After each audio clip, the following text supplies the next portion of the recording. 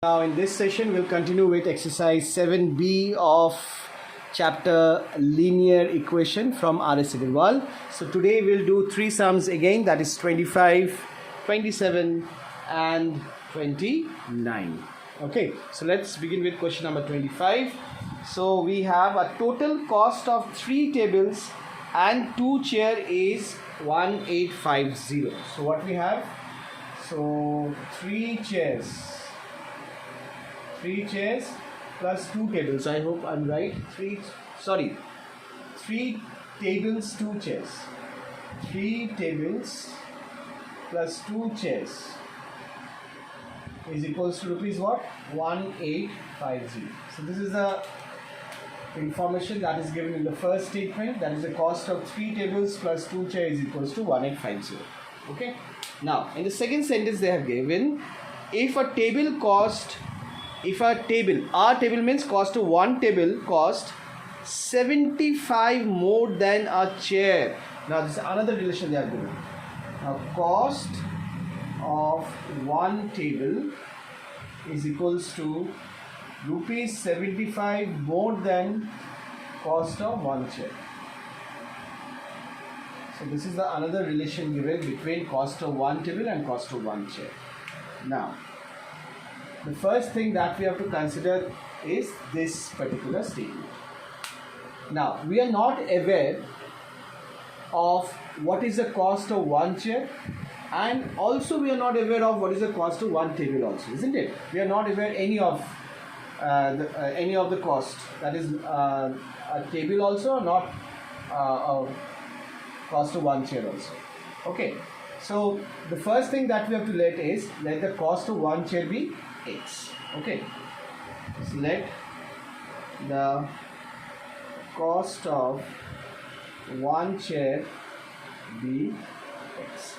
Now as we have assumed the cost of one chair be x, so what will be the cost of one table? If you put the value of one cost of one chair as x, so how it will look? So cost of one table would be 75 plus, if I put x here, so this would be the cost of one table, and this is the cost of one chair that we have assumed.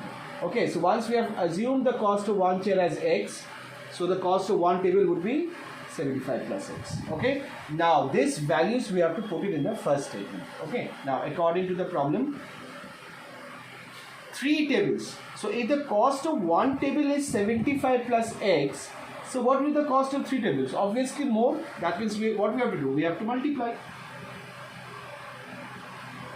Cost of one table and this whole is cost of 3 tables. Plus 2 chairs. Cost of one chair is what? X. So cost of 2 chairs will be what? 2 into x. And this whole thing will give me how much? 1850 rupees. Now let's open this bracket. 3 into 75 is what? 225. 3 into x, 3x plus 2x, that would be equals to 1850. Now 3x plus 2x is what? Sorry, this would be 225. So 225 plus 5x, that would be equals to 1850, isn't it? Now the first thing what we have to do, we have to transpose this 225 towards the right hand side. So it will look like 5x is equals to 1850 minus 225. So it would be 5x is equals to 2561, 1625. Now finally we have to transpose this 5. That is this. So answer would be 3, 5 to 15, 2 and 5. Okay. So value of x is what? 325. And what is x? What is x? X is the cost of one chair. So now we know what is the cost of one chair is 325. So we'll have to write all these things. As I am having no space at down, so you will all continue downward only. Okay. So therefore, cost of one chair equals to rupees 325. Now the cost of one table would be 75 plus x. That means 75 plus 325. That would be equals to 400. So this is the solution of question number 25, students. I hope all of you have understood this. Now let's move on to question number 27. Question number 27 is all about rectangle. Now in the first sentence they have given some relation between length and breadth. So the length of a rectangular field is twice the breadth. So what is the relation given? See, length is equals to twice the breadth. Twice the breadth means 2 into twice the breadth. B-R-E-A-D-T-H, twice the breadth. Now suppose if breadth is 10, then length would be 20. Understood? Double. So if breadth is 20, length will be what? 40. Okay? So this is the relation given according to the first statement of the question. Now from this, the first thing that we have to do is we have to let breadth. Okay? So let breadth B-R-E-D-T-H, breadth be x, and length would be what? If I put the value of breadth here, then it would look like 2 into x, and 2 into x is what? 2x. Okay, so once we have assumed the length of breadth be x, so length would be 2x. Okay, now let's move on to the second sentence. Second sentence is, if the perimeter of the field is 150 meter. Now according to the problem, perimeter is given. Perimeter is given 150 meter. Now what is the formula? Since it is a rectangular field, so what is the formula of perimeter of a rectangle? 2 length plus breadth. That is 2 inside the bracket length plus breadth. That would be equals to 150. Now in place of length we'll put 2x, and in place of breadth we'll write x. Okay. So 2 into 2x plus x, that is equals to 150. Now we'll solve the bracket first.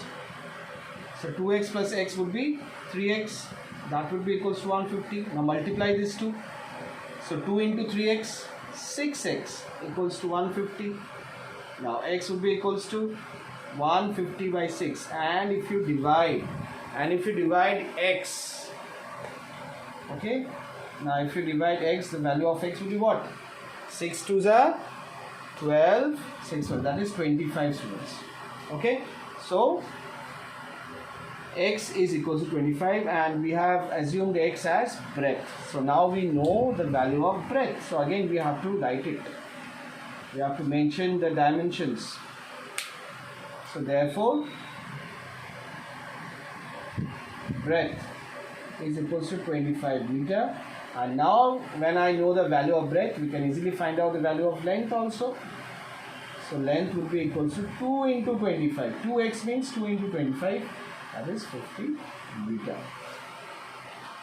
Okay, I hope all of you have understood this.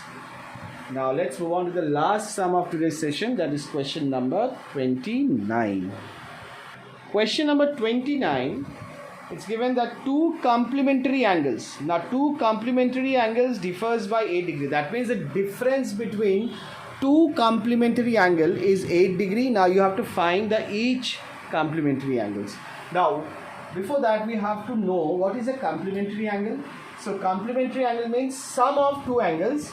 Sum of two angles should be equals to 90 degree. Okay, that means first angle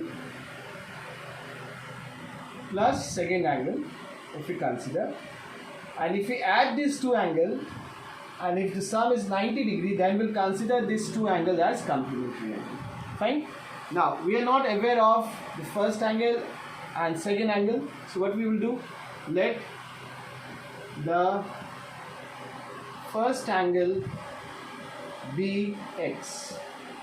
Okay, so if we consider the first angle as x, suppose if I write x here, so how to get the value of second angle? So obviously we have to transpose this x towards this side, isn't it? So second angle will look like how much? Second angle will be 90 minus x, isn't it?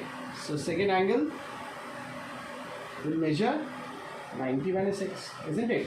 So these are the two complementary angles. The first angle measures x and the second angle measures 90 minus x.